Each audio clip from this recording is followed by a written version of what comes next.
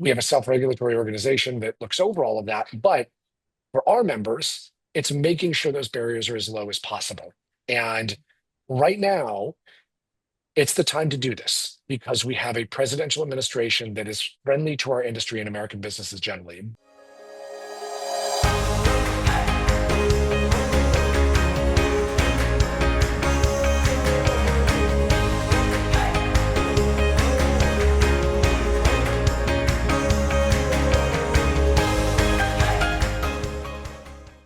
Hey, everyone. Welcome back to the podcast. I am super excited you're here for an incredibly special episode. I've been looking forward to this conversation for a little bit now. So, we're so excited to have the new president of the Direct Selling Association, DSA, here in the US. Dave, welcome to the podcast. How are you? Becky, I have been looking forward to it more than you. I'm so honored and privileged to be here. It is good to see Yeah. you. Thank you for Good to see having me. you as well. Well, we connected at Senegent's seminar a little bit ago, and it was super fun to kind of hear your vision. I got to hear you on stage speak a little bit into the industry and the possibilities and the opportunities. So excited to give another platform for you to share a little bit Yes. about what you have going on at DSA. But before we jump into that, why don't you just share with us a quick introduction, maybe a little bit about your background and how you stepped into this new role with DSA. It has been 4 absolutely nonstop months. I come to DSA from 2 associations prior to this. And I'm here in Washington, D.C., right in the middle of the city. My background, though, before advocacy, was within senior roles in the US government. So in the United States Congress, being a senior staffer to someone in the leadership of the House of Representatives. And then I was chief of staff at a regulatory agency, to a commissioner at a regulatory agency. And then I went on to run the government affairs shops and some public affairs, one at a publicly traded company, but all of it here in DC, 2 associations before this one. And it really, after seeing so many battles and so many successful issue campaigns and so many ones that were not done well, it has given me a pretty good antenna as to how to, number one, not only translate what an industry does, especially an amazing global industry, but one very strong here in the US like ours, like the channel, but also to just see what resonates and Yeah. how narrative building and storytelling is really the key to understanding people, what they want, what they're trying to see in terms of positives, and also how to get their trust. And Mhm. with policymakers and lawmakers, trust is a very big thing. But it's also in this role, in this new CEO role, it is also hearing the needs of the channel. And I was in the channel, as I think you heard me say on the Yes. stage in Tulsa, as an ACN wireline phone service rep when I was Yeah. in college. And I knew nothing about how to do it other than it's people to people. And Yeah. as it might have been you, Becky, who said you cannot replace face to face. And I say it in my sleep and I say it every day. That's what the channel is. That's what I did Yeah. with ACN. And I built a little team among my college classmates and we all did well. So it's everything about this is real. Yeah. Everything about this is enriching, and I saw the best sides of it. And I'm a proud father of 2 boys, 18 and 14. I don't sit still real well. So I think I am in one of the most perfect roles of my life in this one because this is nonstop. Keep you on your toes. Yeah, yes, yes. And I get to meet people like you and Joni Rogers Conte and Andrew Schmidt and others. And it's just so fun. It's been so Yeah. much fun, a lot of work, but so fun so far after 4 months. Oh, I love that. I love that. Well, fun little side note. I didn't mention this when we started, and I'm sure our listeners here that listen to the podcast every week might not know this about me. But one of my most favorite times in college is when I did a 3-month internship in DC working with the Department of Justice and loved that time there. Almost maybe went down that path of advocacy and lobbying. And DC is a special place close to my heart. So love that you're there and love that you have this huge knowledge base voice and experience walking into this role because it's a big one, right? You're really representing the entire industry, and it's a big industry. And there's a lot to be looking at and lots of stakeholders, whether you're an independent direct seller or you're corporate or you're a stakeholder or a politician. I mean, all of the things, there's a lot involved. So, tell us, maybe in your own words, what some of those top priorities are in this role now that you're in it a couple months into it. It's an interesting time to be in it, at least Yeah. from the regulatory and government affairs perspective, because you have a White House right now that is very pro capitalism, pro American growth and grit. And the president of the United States is arguably one of the greatest, love him or hate him, one of the greatest salesmen in the history of the world, Hmm. especially in the history of this country. He just has not gotten where he is as a successful businessman, as a twice elected president, by not knowing how to reach people and talk to people. Hmm. Yeah. And it's also a time of tremendous vitriol and mistrust in government and fighting between parties where this sort of thing just didn't happen a decade or two ago, with Republicans not speaking to Democrats and Democrats not speaking to Republicans, people taking things personally, people acting very ugly. That Hmm. is a new-ish phenomenon in DC. And it's sad to see. And I hope it goes back and people get along more and they see the good in each other.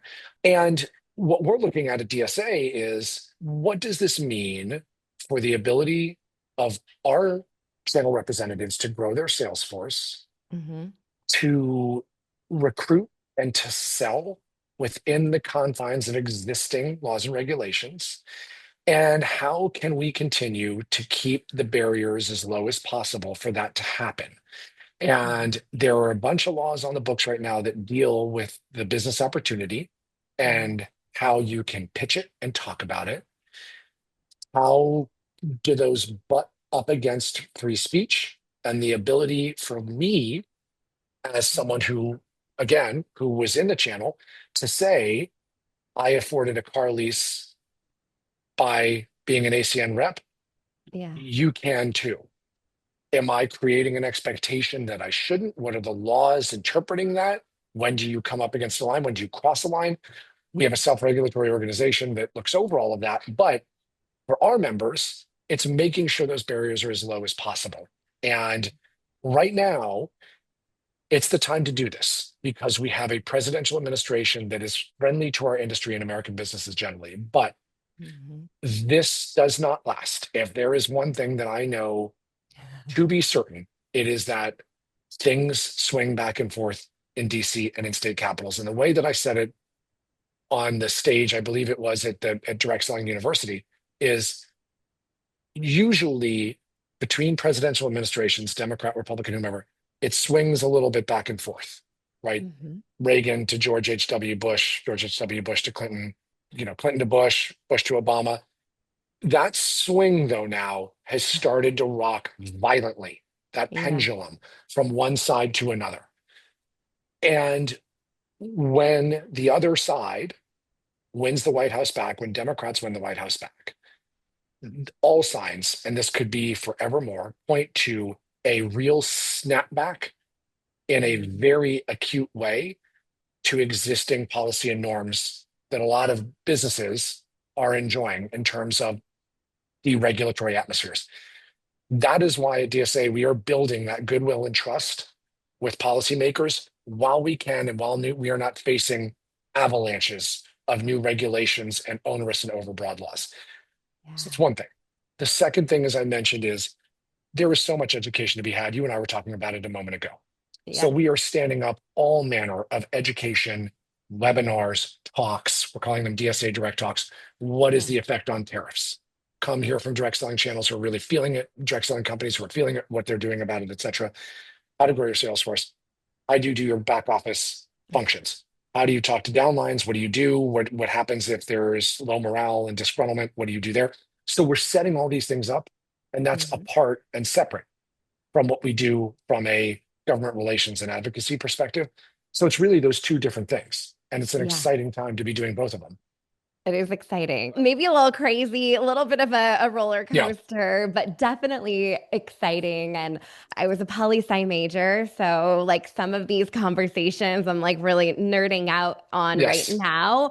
But I also want to recognize that most independent direct sellers are not really thinking about this right, like you are. right, And right, so I think that's right. important to recognize because typically, we love our products. We go tell people about our products and we're not thinking about some of this macro industry, economy, who's in office, regulatory, all of these kinds of Yes, things. Fortunately, typically that's not something we have to really think about or worry right, about because we right, have people like you over at DSA that are right. advocating and supporting for the industry as a whole. So I know, DSA is a membership organization and it's, as member organizations, there are some benefits that go along with that. And I'm sure many are like, oh yeah, my company is part of DSA. I'm not really sure if mine is, that kind of thing. So what are some of those advantages, or why is it important that Right. companies support DSA, knowing that it's a little bit of a crazy world out there right now? It is, and Becky, you seized on something. It would be tremendous if companies never heard from an organization that is keeping government intervention or unintended consequences through policies off their backs. Yeah. But the stories and anecdotes and use cases that come out of all of you, that is Mhm. exactly what has kept this industry free from government overreach. So DSA exists because our member companies are there on the front lines telling us exactly how they are creating value. They are creating a supplemental income. They are making people happy and enriched. When I was at the Senegence seminar with you, Yeah. I sat there for 2 days the whole time. Many of those women had thought that I left right after my speech. No chance. I stayed the whole time. And I heard them say, not only are we selling unbelievable lip gloss and beauty products, we have become part of a family. Hmm. The Senegent seminar is the weekend that they look forward to most of the year. It's upbeat and energetic, and they feel like they're part of something great, and there's adrenaline and everything else. That's what I bring to this role. It's what we all at DSA bring to these roles as the chief lead advocacy organization Yeah. for the channel, and it comes through us. I was in a meeting in the White House 2 weeks ago, talking with the amount of energy that I'm talking with right now to the business liaison and the economic team and everybody else there. And the same uh, in the United States Senate, the United States House of Representatives. Their stories come through me, Yeah. and so that's part of the joy of being in a role like this and being an industry champion. As a DSA member, we do education and research. Hmm. We do, as I mentioned, strong and informed advocacy from Capitol Hill to state capitals across the country. There are at least two very scary bills coming through state assemblies that we're tackling right now. We Yeah. have committees inside DSA made up of our members, Government Relations Committee, the General Counsel's Committee, the Supplier and Distributors Committee that meet regularly, Communications Committee. We talk about where there are needs and opportunities in the channel. We give policy analysis, and guidance on how to interpret different regulations and codes of conduct, how consumer protection laws affect our companies. And we also do, and you know this, we have a direct selling compliance professional certification program that's designed for legal teams and executives to get them all set with the knowledge and the skills to meet the evolving regulatory demands. We do a social media day. We have a direct selling education foundation that gives data and industry statistics and insights webinars. We have fellows, we do surveys, we do quick pulse and data tracker reports, everything. And it's built a tremendous community around us with people like you. We do a fly into DC where we Hmm. walk the Hill, which is tremendous. We meet with the White House, we meet with elected officials. It's the thing is, it's evergreen and it's never ending. So if Hmm. somebody listening to this says, I wish DSA did X, or my gosh, there's a giant hole in my education and understanding of X. I wish Yeah. DSA could help with that. We run at it I because love we that. want to equip, train, and help everybody in this great space. So the work it will never end. And it's exciting to just see how if we put something out there, it's helpful and it just makes you a better seller, a better recruiter, a better spokesperson, all of it, That's all incredible. of it. And I know companies, step into a membership as part of DSA. They might serve on a committee, they might be involved with a lot of that. But when we're thinking about the sales field and independent direct sellers, if they're listening now thinking like, gosh, yeah, there are these hot button issues that are coming up, or that, like, I want to be involved in the advocacy for this Yes. industry, how do they get to be a part of this? Or how can the direct sellers and the entire sales field support the efforts coming out of your office? And you heard me say this. I have given out my cell phone number to everyone, and I'm serious about it. Call me. Call me. Yeah. And let's talk. I am one of my quirks, it's probably not unique to me, is I can't stand the 7 email exchange when a phone call would be more fun. It would take 15 minutes instead Yeah. of 7 emails over 3 hours, and you just get to know someone. And I have, and it drives my sons nuts, I have a booming natural and genuine curiosity about people.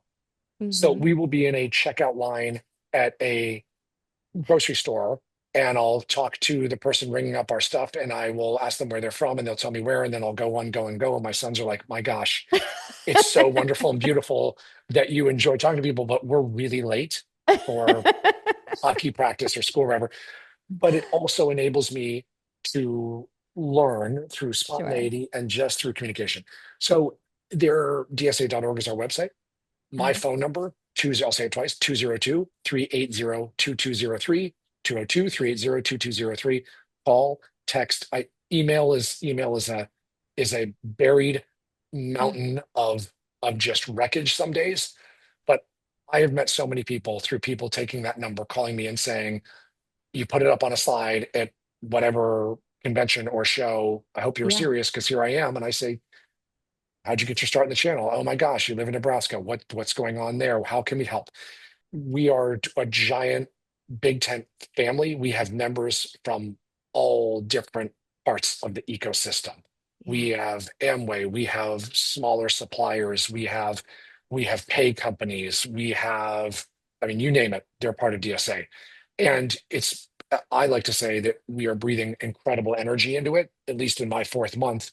It's dynamic and it's exciting. So come one, come all. But I want to meet everyone from custodian to CEO in every single one of our companies.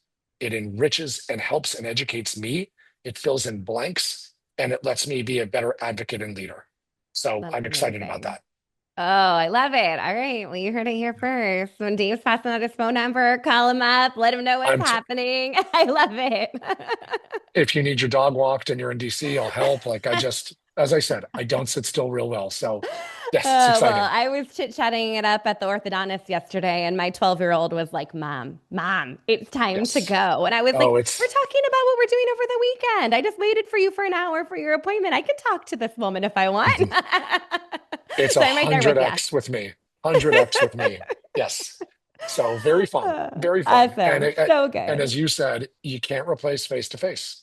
Yeah. It's the lifeblood. You know, Yeah. Well, and there's so much transformation happening right now in the industry. And we caught up on this a little bit before we pushed record. But, do you have a point of view of just kind of how things are shifting? Or are there things that we should be worried about as direct sellers? Are there things facing this industry that we're not sure what that's going to look like moving forward? Anything from your perspective that maybe has even surprised you as a little bit of a new face in the industry as you're working with companies, direct sellers, and of course, everything happening there in DC? Like, what should be on our radar? the biggest thing, especially from a DC perspective, is this moving target and this bouncing ball Mm. of what the president is doing with tariffs on imports and on Yeah. foreign manufacturers and everything in between. We are next, well, by the time this airs, we will have done it, but DSA is doing, but did, by the time this airs, a webinar on what do tariffs mean to you and what do they Yeah. mean for the channel generally. And we will have some of our leading company representatives talk about how they had to cancel product offerings for this fall because of Yeah. that uncertainty and that inability to scope and plan and price and budget for it. And that's pretty scary. And then as I'm on the road, and the one thing I want to do is just continue to go and meet everybody in the field at whatever seminar, whatever show, Yeah. is to hear from them about where their pain points are. And I am hearing about recruitment and morale issues. I'm hearing about large scale budgeting in terms of what does Q1 through Q4 look like in terms of growth with inflation impacting it and people holding their budgets tight while prices rise around them?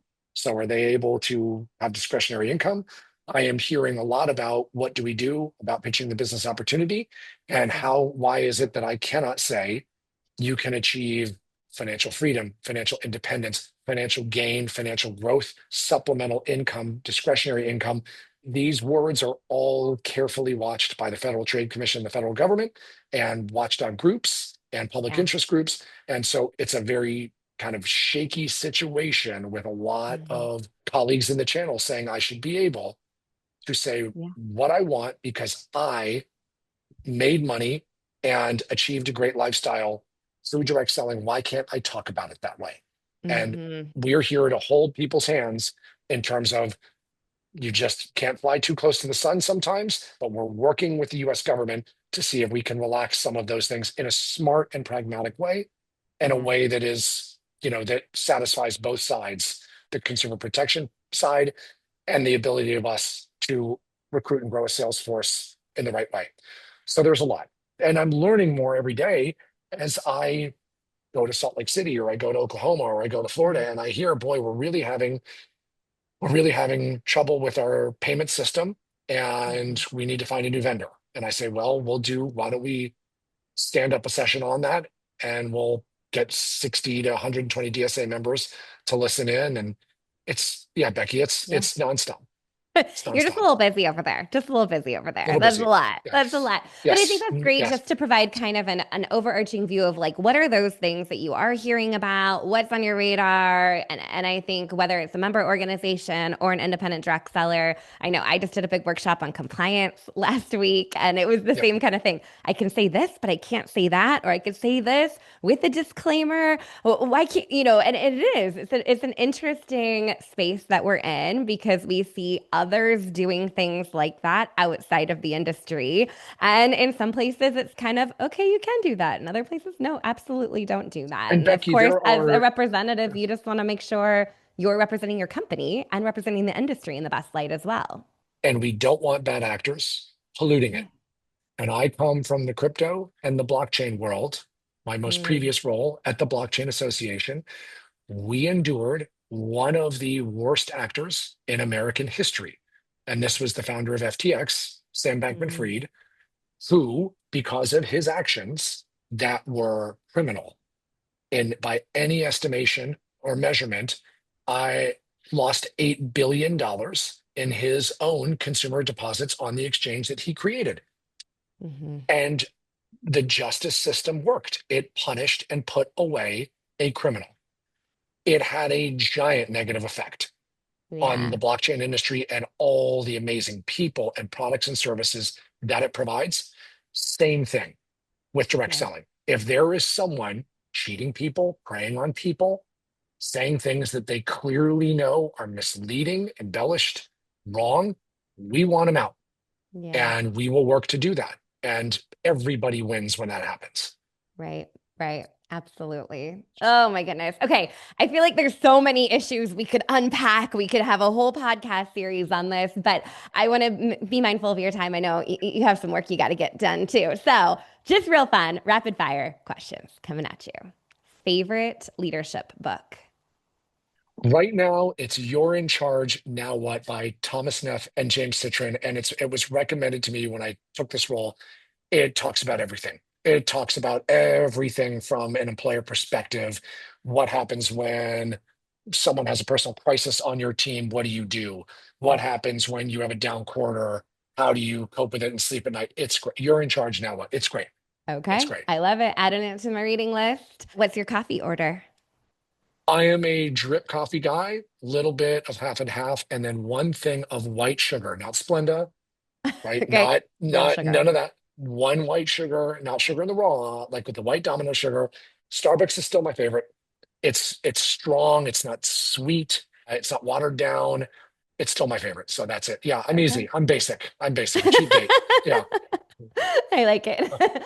Favorite office supply. And I ask all my guests about their favorite office You supply. love That's office always a supplies. fun You love one. it. I think it qualifies sparkling water. Yeah. Sparkling water. If the refrigerator is full of spindrift or whatever, I'm probably going because I always am getting up and moving around, getting up and moving around my energy Yeah. level. I'm going through no joke, probably 7 or 8 a day, easily. Well, I'm And laughing because I have all of my there we go. cups over Waterloo. Let's here. see, you Like, what got do it we need? there. Diverse, a lot of diversity. But it's just water is calming and it helps offset drinking too much coffee. Yeah. So I go through it. I go through it like crazy. Yeah. Amazing. Yes. And maybe the toughest question, one word that describes the future of direct selling from your point of view. I think it's the word that's always described it. People. People. It's people. Yeah. It's not technology. It's not graphics, right? Yeah. It's not the market. It's people. It is people driven, people powered, people grown. It is relationships. It's trust. It's what I did when I had to afford a car in college in Los Angeles Yeah. and was on my own. I'm going to get up. I'm going to go meet people. I'm going to sell them something they need. I'm going to save them money and I'm going to make money. Yeah. And I didn't I do love that that. through a bunch of emails. I didn't do it Yeah. through a website. It was me talking to them. Yeah. It's people and it's always going to be about people. I love TikTok, Instagram, Snapchat, all of them. I'm on all of them. But this is this is what is between your two ears and behind your eyes, and that's it. And one of my greatest mentors of all time, Robert Rabin, said that success is about the two P's, personality and performance. And if you think about it, it's completely true. Yeah. Personality and performance are how people are successful. If you're an athlete, it's performance. It's also a lot, it's strength and it's ability. But Mm-hmm. for most people, it's just about how you present yourself, how hard Yeah. you work, and how nice you are. And if people trust you, and people trust nice people more than other types, and they trust people who they believe. And so that Mm-hmm. goes back to the honesty piece of what it is we do. But I think the future is it will always be about the people. DSA is over 100 years old. Yeah. The industry, our channel, and our ecosystem goes back so far, and it's going to go till the end of time. So I'm excited to be part of it. We're excited to have you. Thank you for being here today, Thank sharing you your for point of having me, Becky. view. I feel like we're gonna have to revisit this conversation at some point in the Yes, future as all the things are shaken out over the next few months, couple years.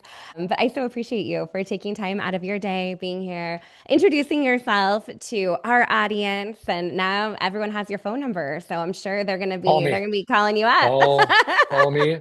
Call me. I mean, I go on. I know I love video. I love seeing people, but I also Yeah, need to move. We all need to move. yeah, So I love my hometown. I go for a walk around the block. I'd love to talk to everybody. So I love yes, it's been great. It's been that. great. Becky, Amazing. thank you for having me. This has been tremendous. So Absolutely. much fun. Thanks I for love it. being here. I appreciate Yes, you. of course. Thanks, Becky. Thank you. This episode is sponsored by CintShare. CintShare is the #1 social media scheduler for direct sellers and loved by creators in any industry. It's truly your one-stop shop for all things social. Join hundreds of thousands of social sellers and entrepreneurs who turn to CintShare for free social media training and resources. Get started today with your free 30-day trial at moderndirectseller.com/CintShare.